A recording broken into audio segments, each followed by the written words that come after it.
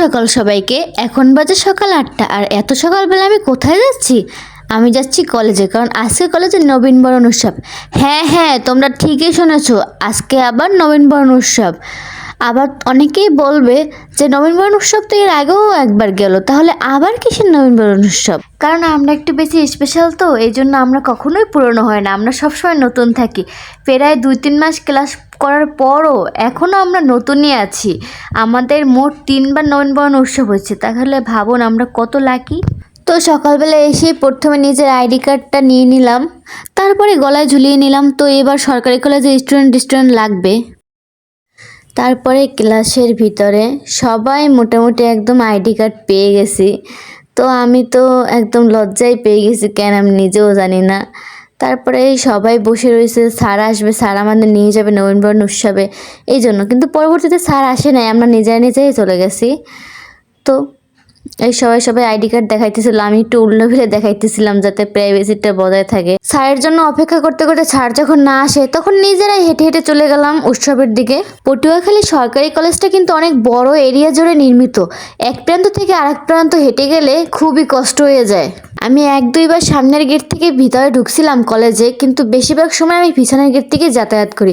এখনও কলেজ ক্যাম্পাসে ওরকমভাবে ঘোরা হয় নাই, আমাদের অনেক কিছু দেখা বাকি। এই ফুলগুলো আমাদের দেবার জন্যই এই জায়গায় আনা হয়েছে, এবং অনেক বড় প্যান্ডেল করা হয়েছে অনেক জায়গা জুড়ে। বিগত 20 বছরে এত সুন্দর এত বড় অনুষ্ঠান হয়নি নাকি সরকারি কলেজে, আমি যেটা শুনছি স্যারদের কাছ থেকে। তাই নিজেদেরকে তো একটু লাকি লাকি মনে হবে। আর আরেকটা কথা শুনবেন, আমি যখন আমতলী সরকারি কলেজে পড়ছি, তখন কিন্তু আমাদের এই পটুয়াখালী সরকারি কলেজের প্রিন্সিপাল আমাদের আমতলী সরকারি কলেজের প্রিন্সিপাল ছিল। তো এখন আমি পটুয়াখালী সরকারি কলেজে পড়তেছি, তো এই জায়গায় এখন সে প্রিন্সিপাল স্যার। আমাদের প্রিন্সিপাল স্যারকে আমি আমতলী বসেও পাইলাম এবং পটুয়াখালী এসেও পাইলাম। নবীনবরণ উৎসব মানে শুধু যে নাচ গান আনন্দ উৎসব এমন না, অনেক অনেক বড় সম্মানীয় ব্যক্তিরা অনেক মোটিভেশনাল বক্তব্য দিয়েছে, যেটা আমাদের জীবনের লক্ষ্যে পৌঁছাতে সাহায্য করবে এবং কিভাবে উপর লেভেলে যেতে হবে, কিভাবে আমাদের সামনের পথগুলো পরিষ্কার হবে, এরকম অনেক বক্তব্য দিয়েছে, যেটা আমরা অনেক শিক্ষণীয় বিষয়। শুধু পড়াশোনা না, পড়াশোনার পাশাপাশিও নিজেদের এমন এমন কাজে যুক্ত রাখতে হবে যেন সমাজে একটা স্থায়ী পরিচয় তৈরি হয়। এবং পুরো অনুষ্ঠানটাতে বিএনসিসি আমাদের নিরাপত্তা কর্মী হিসেবে কাজ করে গেছে, যে কারণে আমাদের অনুষ্ঠানের শৃঙ্খলা এবং নিরাপত্তা দুটোই বজায় রয়েছে। এবং তারা আমাদের হাতে ফুল তুলে দিল।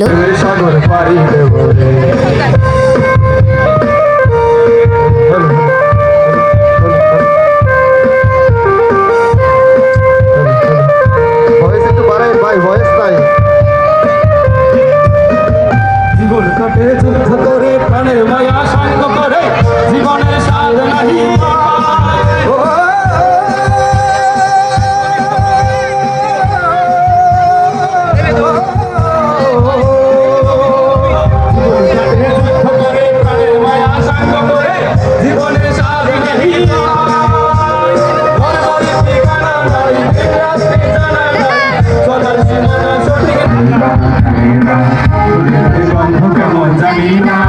আমার মতো ফুল হাতে পেয়ে কিন্তু সবাই খুশি, কারণ মেয়েদের ফুল একটু বেশিই পছন্দ।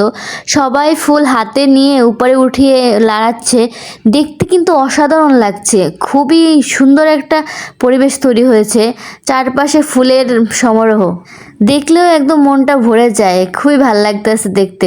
আর আমাদের রজনীগন্ধার সাথে গোলাপও দিছে, এত সৌগন্ধ। তো ফুল পেয়ে আমরা অ্যাজ ইউজুয়াল সবসময় ঢং করা শুরু করে দিই। তারপরে অনেকক্ষণ যাবৎ বক্তৃতা দিতেছিল মঞ্চে, ইংরেজি ডিপার্টমেন্টের ছেলে ইংরেজিতে বক্তৃতা দিছে। And we are ready to learn from our teachers and inspired by our এত বক্তৃতার প্রেশার নিতে না পেরে বাইরে সিঙ্গারা খেতে চলে আসছি।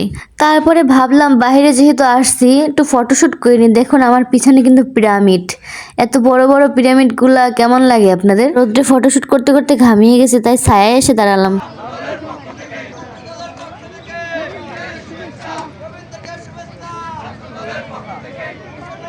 নবীন কোথায়? এই নবীন, আমি প্রবীণ। নবীন কই? আমি নবীন না, আমি তোমাদের প্রবীণ। দুপুরে খাবারের টাইমে একটু বিরতি দিছিল, তো এই ফাঁকে ফাঁকা মঞ্চ পেয়ে তারা একটু ভিডিও করে নিল। মঞ্চ মাতাতে উপস্থিত ছিল সকলের সুপরিচিত টুম্পা, কলেজের সাবেক শিক্ষার্থী সার্থক এবং বাদল।